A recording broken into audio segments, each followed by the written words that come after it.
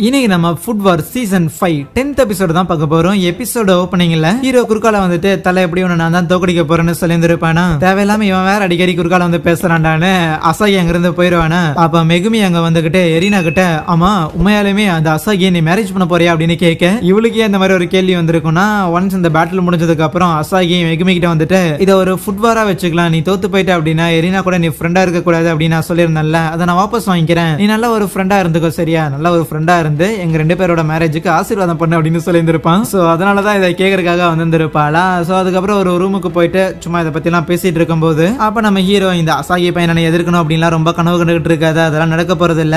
ஏன்னா final match நடக்க போகுது அப்படின்னா ஃபைனல் மேட்சுக்கு கண்டிப்பா எரினா வந்து வேற விதமான பேட்டில் போட்டு வந்துகிட்டு இருக்கிறான். ஆனா அதுவே நம்ம ஹீரோ இங்க வேற விதமான பேட்டில் போட்டு வந்துகிட்டு இருக்கிறான். சோ கண்டிப்பா ஃபைனல் மேட்சுக்கு முன்னாடி நம்ம ஹீரோவும் அசாகிக்குமான மேட்ச் தான் நடக்கும். சோ எப்படி நான் தான் அவனை ஜெயிக்க போறேன், உனக்கும் எனக்கு தான் ஃபைனல் மேட்ச் இருக்க போகுதுன்னு சொல்ல அவன் எவ்வளவு திறமைசாலியா இருக்கிறான் தெரியுமா, எல்லா விதமான குக்கிங் ஸ்டைலையுமே வந்து அவனால அந்த அளவுக்கு அசால்ட்டா பண்ண முடியுது, உனக்கெல்லாம் வாய்ப்பே இல்லைன்னு சொல்லும்போது அதுவே இங்க அசாகி பார்த்தா அவன் கூட இருக்கிற அந்த மத்த அண்டர் கிரவுண்ட் ஆளுங்கிட்டுக்குலாம் வந்து தேங்க் பண்ணிட்டு இருப்பான். சோ நீங்க இல்லாம என்னால இந்த ஒரு அகாடமிக்குள்ள ஒரு வாத்தியாரா போயிருக்க முடியாது, அது மட்டும் இல்லாம நம்ம எரினாவோட ஃபேமிலியை பத்தின டீடைல்ஸ் இது எல்லாத்தையும் கலெக்ட் பண்ணிருக்க முடியாதுன்னு அதுக்கு அந்த செயின்சா லேடியுமே இல்ல இன்னும் ஒரு விஷயம் இருக்குது அதை மட்டும் நம்மளால கண்டுபிடிக்க முடியலன்னு சொல்ல அதான் இனிமேல் எல்லாமே முடிய போதில்ல, இனிமேல் பெருசா அதை பத்தி எல்லாம் கவலை கிடையாதுன்னு சொல்லுவானா.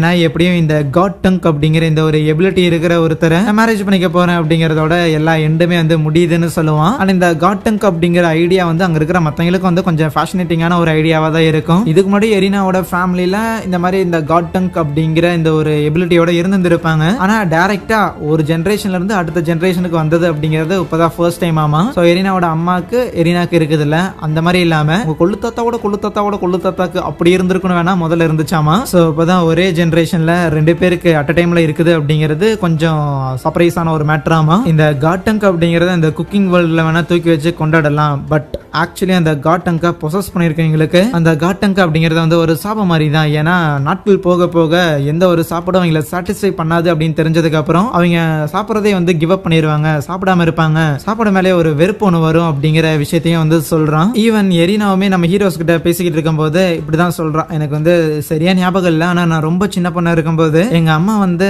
சாப்பாடே சாப்பிடாம சும்மாவே இருப்பாங்க, அவங்களோட ஸ்கின் எல்லாமே அந்த அளவுக்கு உடம்புல பிளட்டே இல்லாம ரத்தமே இல்லாம அவ்வளவு டயர்டா இருப்பாங்க அப்படிங்கிற மேட்டர்லாம் சொல்றான். சோ அவங்க வந்து சாப்பிடவே மாட்டாங்களாமா, ஒரு சூப் கூட குடிக்க மாட்டாங்களாமா, இதுதான் கேவலமா இருக்குன்னு. சோ அதுக்கப்புறம் தான் அவங்க இந்த ஃபேமிலி விட்டே போயிருந்திருப்பாங்களா. அப்போ நம்ம எரினாவோட தாத்தாவும் கோலப்படாத இந்த மாதிரி அம்மாவோட இந்த சென்சிட்டிவான டங்க் இருக்குல்ல அந்த காட் டங்க்ங்கிறது அது ரொம்ப சென்சிட்டிவா இருக்கிற காரணத்துக்காக ஒரு சின்ன பிரேக் எடுக்கலாம் அப்படின்னா அப்படி வெளியே போயிருந்திருக்காங்களே தவிர கூடிய சீக்கிரம் வந்துருவாங்க அப்படின்னு சொல்லியிருந்திருப்பாரு. பட் வந்திருக்க மாட்டாங்க. ஈவன் அந்த அசாகி பையன் கூட லைக் காட் டங்க் அப்படிங்கிறது ஒரு பயங்கரமான ஒரு எபிலிட்டி, எல்லாரும் வந்து பெருமையா பார்க்கக்கூடிய ஒரு எபிலிட்டி, பட் யாருக்கும் வேணாம் அப்படின்னு நினைக்கிற ஒரு எபிலிட்டியும் கூட. சோ இப்போ எரினாவோட மென்டாலிட்டி எப்படி போயிட்டு இருக்கு அப்படின்னா ஈவன் எரினா வந்து இந்த ஒரு மேட்ச்ல ஜெயிச்சா கூட இந்த டோர்னமெண்ட்ல ஜெயிச்சா கூட எரினாவோட அம்மா வந்து ஹாப்பியா இருக்க மாட்டாங்க. ஆனா அதுவே அசாகி ஜெயிச்சா அப்படின்னா அது கம்ப்ளீட்டா வேற. சோ மேபி எங்க ரெண்டு பேரை சாட்டிஸ்ஃபை பண்ற அளவுக்கு ஒரு குக்கிங் அவனால புல் ஆஃப் பண்ண முடியும் அப்படிங்கிற பட்சத்தில் அவன்கிட்ட அவ்வளவு திறமை இருக்குதுங்கிற பட்சத்தில் அவன் இதுல ஜெயிக்கிறது ஓகே தான் அப்படிங்கிற மாதிரி சொல்லுவாளா. ஆனா அதுக்கு நம்ம ஹீரோ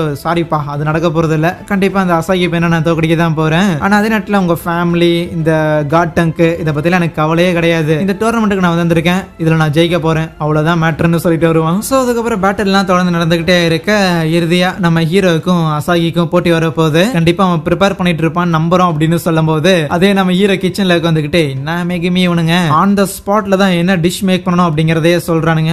ஒரு நாளுக்கு முன்னாடி சொன்னாதான் என்ன இந்த இடத்துல சும்மா பிராக்டிஸ் ஆகுது பண்ணி பாத்துட்டு இருப்பானே, சரி வரையா நீ நானும் பேட்டில் போட்டு பாப்போம் அப்படிங்கும் போது இல்ல வேண்டாம் பாலா அடா போப்பா நீ சரியான மொக்க, எங்க அப்பா இருந்தா எப்ப கூட்டாலும் சண்டைக்கு வருவாரு அப்படின்னு சொல்லிட்டு இருப்பானா. அதுவே நம்ம ஹீரோட அப்பாவும் அங்கதானே இருப்பாரு. சோ அந்த மொட்டையும் அங்க வரும்போது ரெண்டு பேரும் சும்மா பேசிக்கிட்டு இருப்பாங்க, பரவாயில்லையடா உன்னோட பையனும் நீ இதுக்கு முன்னாடி ட்ரைனிங் கொடுத்த ஒருத்தனும் ரெண்டு பேரும் போட்டி போட போறாங்க, இதுல இன்னும் சரியான கேக்குங்கிற மாதிரி விஷயம் என்ன அப்படின்னா எரினாவும் இந்த ஒரு போட்டியில இருக்க போறா. ஈவன் எரினாவோட அம்மா தான் இந்த போட்டி எல்லாத்தையும் கண்டக்ட் பண்ற ஒருத்தங்க, ஆஹா பயங்கரமா இருக்கே அப்படின்னு பாத்துட்டு இருப்பானுங்களா. சோ எப்படியும் ஹீரோனால ஜெயிக்க முடியுமா என்ன அப்படின்னு அந்த மொட்டை நம்ம ஹீரோட அப்பா கிட்ட கேட்கும் போது அதெல்லாம் எனக்கு தெரியாது, இருந்தாலும் அவனுக்கு போதுமான அட்வைஸ் நான் அவங்ககிட்ட இது வரைக்கும் ஒரு 500 தடவை பேட்டில் பண்ணியிருப்பேன், அந்த பேட்டிலே அவனுக்கு கிடைச்சிருக்கும். ஆக்சுவலி நம்ம ஹீரோட அம்மா இருக்கிறாங்கல்ல, சோ அவங்களுமே வந்து அந்த ரெஸ்டாரண்ட்ல சமையல்லாம் பண்ணுவாங்க. பட் ஹீரோட அப்பா தான் ஆக்சுவலி சீரியஸான கஸ்டமர்ஸ்க்கு எல்லாம் சமையல் பண்றது, ரெகுலரான கஸ்டமர்ஸ்க்கு மொக்கையான சாப்பாடு செஞ்சு கொடுக்கறதுல நம்ம ஹீரோட அம்மாவா தான் இருக்கும். சாப்பாடு நல்லா வருது நல்லா வரல இது எதை பத்தியும் கவலை இல்ல, நான் சமைக்கிறேன் அப்படிங்கிற மாதிரி தான் சமைச்சிருப்பாங்க. அதனாலேயே நம்ம ஹீரோக்கும் வந்து சாப்பாடு நல்லா வருது நல்லா வரல அப்படிங்கறத பத்தின கவலை இருந்திருக்காது. அவனும் அப்படியே சமைக்க ஆரம்பிச்சிருந்திருப்பான். எல்லாமே வந்து நல்லா தான் போயிட்டு இருக்கும். ஸோ இப்படி இருக்கும்போது தான் ஒரு நாள் நம்ம ஹீரோட அம்மா இறந்து போயிருந்திருப்பாங்களா. நம்ம ஹீரோட அப்பாவுக்கு அது ஒரு பெரிய ஒரு அடியா இருந்திருக்கும். பயங்கர சோகத்துல இருந்திருப்பாரு. ஆனா அந்த டைம்ல தான் ஏன் அப்படி உட்காந்துக்கிட்டு இருக்கிறீங்க, வாங்க நம்ம ஒரு ஃபுட் பாட்டில் போடலாமா அப்படின்னு சொல்லி ஹீரோ முதல்ல அவங்க அப்பா வந்து ஒரு ஃபுட் பாட்டிலுக்காக கூப்பிட்டு இருந்திருப்பான். ஸோ அப்படிதான் அவங்களோட அந்த ஃபுட் பாட்டில் கவுண்ட், அந்த 500 கவுண்ட்ல கவுண்ட் அப்படிதான் ஆரம்பிச்சிருந்திருக்கும். ஸோ இப்போ கூட அவர் என்ன சொல்றாருன்னா, ஹீரோ பெருசா எமோஷன்ஸ்லாம் எடுத்துக்கிறாள் இல்ல, பட் இருந்தாலும் பயங்கர டஃப்பான ஒரு பையன், ஏன்னா அவங்க அம்மாவோட பிளட் அவனுக்குள்ள ஓடுதுல அப்படின்னு சொல்லியிருந்திருப்பாரு. அந்த அசாகி பையனும் அவனோட டீம்மேட்ஸ் கூட பேசிக்கிட்டு அந்த வழியா வரும்போது நம்ம ஹீரோவோட அப்பா அங்க இருக்கிறதையும் கவனிக்கிறானா, தோடா உங்களை மீட் பண்ணி ரொம்ப வருஷம் ஆச்சு. ஹீரோவோட அம்மா இறந்து போனதுக்கு அப்புறம் ஹீரோவோட அப்பா பார்த்தா கடைசியா ஒரு தடவை அமெரிக்கா வந்துட்டு இந்த அசாகி பையன் கிட்ட இந்த மாதிரி என்னோட ஒய்ஃப் இறந்து போயிட்டாங்க, சோ ஹீரோ வந்து இனிமேல் வீட்டுல தனியா தான் இருப்பான், என்னால இனிமேல் இங்க வர முடியுமா அப்படின்னு எனக்கு தெரியல, சோ வேணும்னா நீ விருப்பப்பட்ட அப்படின்னா என் கூட எங்க ஊருக்கே வரையா அப்படின்னு கேட்டு இருந்திருப்பாங்களா. அதுக்கு அசாகி இல்ல நான் வரலன்னு இருப்பானா. சரின்னு அவரு அங்கிருந்து கிளம்பி இருந்திருப்பாரு. ஆனா அசாகிக்கு இது எப்படி இருந்திருக்குன்னா, அவன் ஏற்கனவே ஒரு ஆர்ஃபன் தான். சோ யாரும் இல்லாத ஒருத்தருக்கு இப்போ ஒருத்தர் கிடைச்சிருக்காரு. ஆனா அந்த ஒருத்தரை வேற ஒருத்தர் வந்து கூட்டு போயிட்டான் அப்படிங்கிற மாதிரி இருந்திருக்கும். ஒரு வீட்டுல ஒரு மூத்த பையன் இருக்கிறான் அப்படின்னா ரெண்டாவது குழந்தை பிறந்துருச்சுங்கும் போது அந்த ரெண்டாவது குழந்தை மேல தான் அட்டென்ஷன் கொடுப்பாங்க. சோ அப்ப அந்த மூத்த பையனுக்கு அந்த ரெண்டாவது குழந்தை மேல ஒரு விதமான காண்டு வரும்னு சொல்லுவாங்க. அந்த காண்டு தான் நம்ம ஹீரோ மேல இந்த அசாகி இருக்குது. ஒரு பக்கம் எரினா அவளோட மேட்ச் எல்லாத்துலயும் தொடர்ந்து ஜெயிச்சுக்கிட்டு இருக்கேன். இப்ப நம்ம ஹீரோக்கும் இந்த அசாகி பையனுக்கு தான் பேட்டில் நடக்க போகுது. இதுல யார் ஜெயிக்கிறாங்களோ அவங்க தான் ஃபைனல்ஸுக்கு போக போறாங்க. நம்ம ஹீரோ பயங்கர சீரியஸா இருக்கும்போது சீரப் பண்றதுக்காக நம்ம ஹாஸ்டல் பசங்களாம் அந்த இடத்துக்கு வந்திருப்பானுங்களா. ஈவன் நம்ம சுகாசா இருக்கிறான்ல, சோ அவனும் அங்க இருப்பான். சுகாசா நேத்தே வந்திருப்பான். நம்ம மெகுமிக்கிட்ட என் கூட பேட்டில் பண்றேன்னு கேட்டு இருந்திருப்பான்ல. சோ அவ இல்லாதங்காட்டி அதுக்கப்புறம் சுகாசா வந்ததுக்கு அப்புறம் சுகாசா கூட தான் போட்டி போட்டு ட்ரெயின் பண்ணி இருந்திருப்பான். இதெல்லாம் பார்த்து அசாகியும் பரவாயில்ல, உனக்கு சப்போர்ட் பண்றதுக்கு நிறைய ஆளுங்க இருக்கிறாங்க, எப்ப போல நான் அந்த இடத்துல தனியா தான் இருக்கிறேன், ஒன்னும் பிரச்சனை இல்ல, இது வரைக்குமே தனியா தான் இருந்திருக்கேன், இப்போ உன்னை தனியா உன்னை தோக்கடிக்கிறதுமே எனக்கு அவ்வளவு பெரிய விஷயம் இல்லங்கிற மாதிரி தான் ஆட்டிடியூட் இருக்கும். சோ அந்த புக் மாஸ்டர் வந்துட்டு நம்ம எரினாவோட அம்மா தான். குக்கிங் அப்படின்னு வந்துட்டா இந்த சாப்பாடு செய்யறதுல டாப் 5 அப்படின்னு எடுத்தா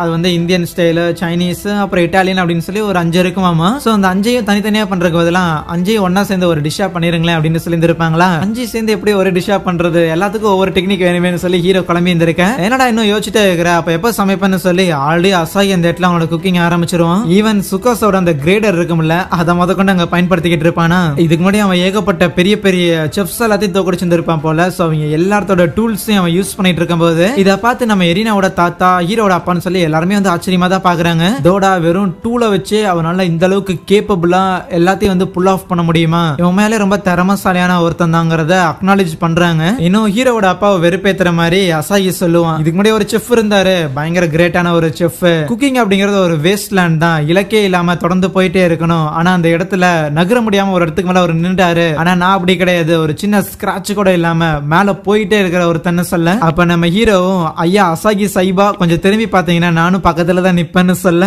அங்கே இந்த ஒரு எபிசோடை முடிக்கிறாங்க. சரியா, தேங்க்யூ.